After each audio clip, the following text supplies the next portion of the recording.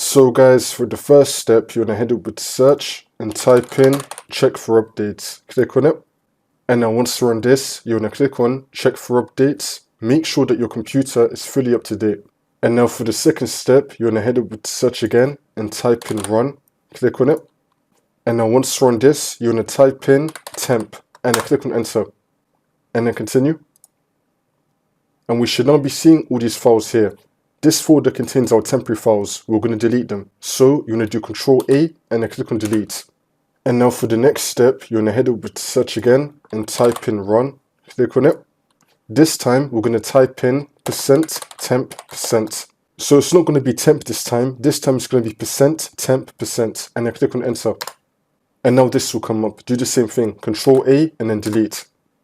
If you get this, you want to tick the box, do this for current items, and then click on skip, which is going to delete most of your temporary files in this folder. And now for the next step, you want to head over to search again and type in virus and threat protection. Click on it. And now once you're on this, you want to click on scan options. And now you want to click on full scan. And then click on scan now. You now want to run this full scan. This will take a while. And then once you complete that full scan, we're now going to run a Microsoft Defender offline scan. And then click on scan now. And then click on scan. And then click on yes. It's now going to shut down your PC and it's going to start running the Microsoft Defender offline scan for you. Once you complete the scan, it will take you back into Windows and then it will be removed. That's how you do it.